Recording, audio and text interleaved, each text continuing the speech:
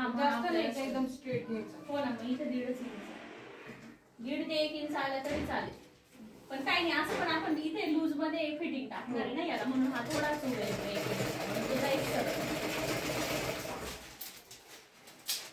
आता हे जमलं का?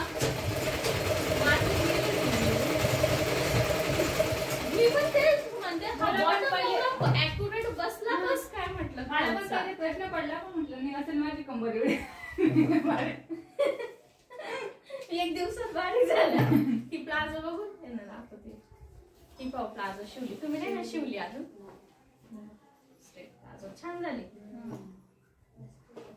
बसायला बसून उठून बघितलं ना, ती महत्वाचं आहे. बारीक नाही हो, तरी सुद्धा काही काही प्लाझो आहे ना अशा राहतात की इथे इथे खूप टाईट होऊन जातं फोक लेंथला.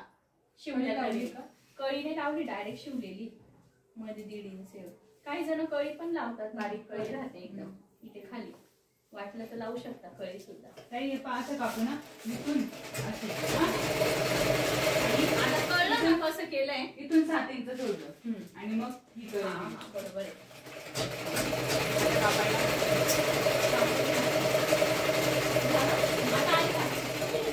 बघितलं का अंगात आणलंय नाही का? म्हणजे आपल्याला एक अंदाज कळला असता की आपल्याला इनर किती खाली घ्यायचं आहे. आपण मोजून घेऊ शकतो.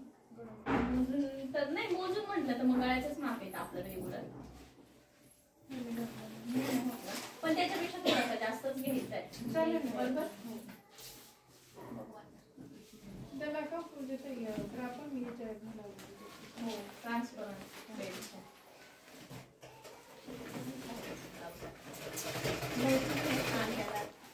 पंजाबीला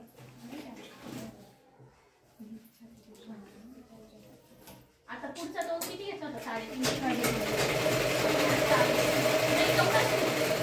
खालचा वाढवायचा आहे फक्त आपल्याला, बरोबर. गळा रुंदी 4. आता तुमचा रेग्युलर गळा तो आपण 6ला घेतलेला, हा 7ला घ्यायचा. थोडा खाली करून घ्यायचे असा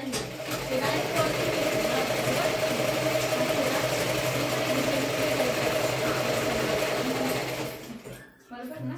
आणि ही जी नेट आहे ती नेट आपल्याला डबल करून लावायची, सिंगल नाही लावायची. ही नेट आहे ना, ही सिंगल नाही लावायची. म्हणजे पुढून 2 पदर लावायचे. हा, पुढून 2 पदर टाकायचे. चालेल.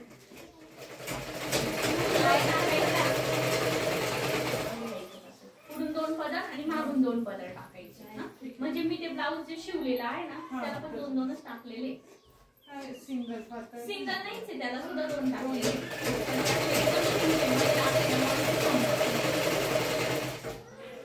हे कळलं. मग आता हा कट करताना हा बाहेरचा भाग पहिले मागचा काढून घ्यायचा.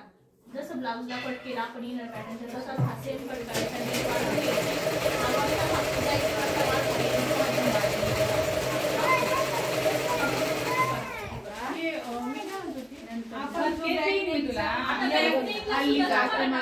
तुम्ही आता हलू नका. हा साईड 4 टाकून घ्यायचा, बरोबर.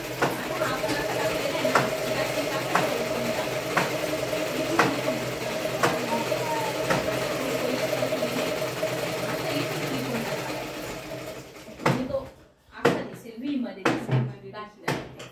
तो पण ट्रान्सपरंट टाका आणि हा पण ट्रान्सपरंट टाका. आणि आपण जो ब्लाऊजला शिवला सिंपल मध्ये इनरचा, याला पण आपण फ्रंटला तसं करू शकतो ना. कोणचा? गोल्डन कलरचा. हा करू शकतो, पण मग वेगळा मग मोठा गळा जाईल ना. बघू इकडे काय केलं, टाकलं का? कट केले बरोबर. आता ही फिटिंगची टीप टाकायची ना.